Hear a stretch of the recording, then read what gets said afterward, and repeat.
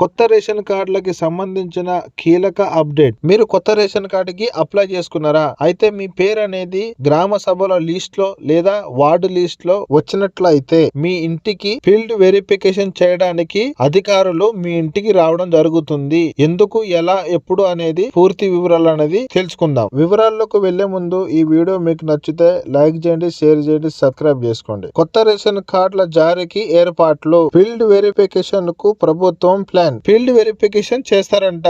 List లో మీ పేరు వస్తే మీ ఇంటికి అధికారులు అనేది రావడం జరుగుతుంది. అదే విధంగా మీ ఇంటికాడ ఏమున్నాయి, బండ్లు ఉన్నాయా, కార్లు ఉన్నాయా, ఏమున్నాయా అని ఎంక్వైరీ చేసి వెళ్తారు. ఉగాది నుంచి కొత్త రేషన్ కార్డుల జారీకి సమాయత్తం అవుతున్న తెలంగాణ సర్కార్ మరో కీలక నిర్ణయం తీసుకుంది. మీ సేవా కేంద్రాల ద్వారా స్వీకరించిన దరఖాస్తులపై క్షేత్రస్థాయిలో విచారణకు ఏర్పాటు చేస్తుంది. విచారణ బాధ్యతను పౌర సరఫరాల శాఖకు అప్పగించింది. సివిల్ సప్లై అధికారులు ఇంటింటికి వెళ్లి దరఖాస్తుదారులను విచారిస్తారు. గత 10 ఏళ్ల నుంచి రాష్ట్రంలో 89.90 లక్షల కార్డుల ద్వారా 2.81 కోట్ల మంది లబ్ధిదారులకు రేషన్ షాపుల ద్వారా ప్రభుత్వం సరుకులు అందజేస్తుంది. మరికొందరు నిరుపేదలకు కొత్త రేషన్ కార్డులు అందించడానికి ప్రజావాణి, గ్రామ సభల ద్వారా దరఖాస్తులు స్వీకరించింది. ఇంకొందరికి మీ సేవ కేంద్రాల ద్వారా దరఖాస్తు చేసుకునే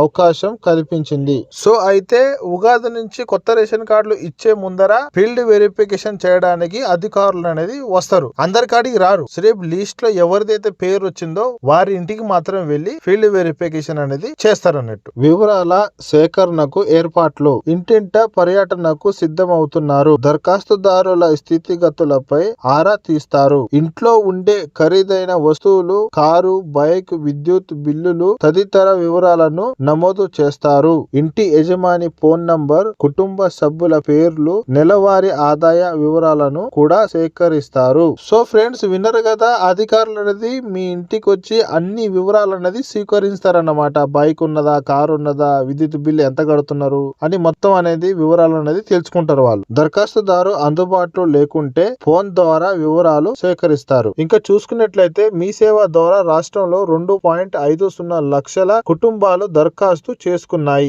ఒక గ్రేటర్ హైదరాబాద్ లోనే 1.35 లక్షల కుటుంబాలు దరఖాస్తు చేసుకున్నట్టు అంచనా. దరఖాస్తు విచారణ ప్రక్రియను పౌర సరఫరాల శాఖకు చెందిన ఆర్ఐలు, ఇతర అధికారులు పర్యవేక్షిస్తారు. కుటుంబ సభ్యుల మార్పులు చేర్పుల కోసం 20 లక్షలకు పైగా దరఖాస్తులు రావడంతో వాటిని కూడా పరిశీలిస్తున్నట్లు సమాచారం. సో ఫ్రెండ్స్, 20 లక్షల దరఖాస్తులను ఈ ఉగాది లోపల పరిశీలిస్తారో చేయరో అనేది చూడాల్సి ఉంటుంది. కాబట్టి ఇలాంటి సమాచారాల కోసం మా ఛానల్ ని సబ్స్క్రైబ్ చేసుకోండి. అదే విధంగా ఈ వీడియో నచ్చితే లైక్ చేయండి, షేర్ చేయండి. Okay friends, thank you for watching.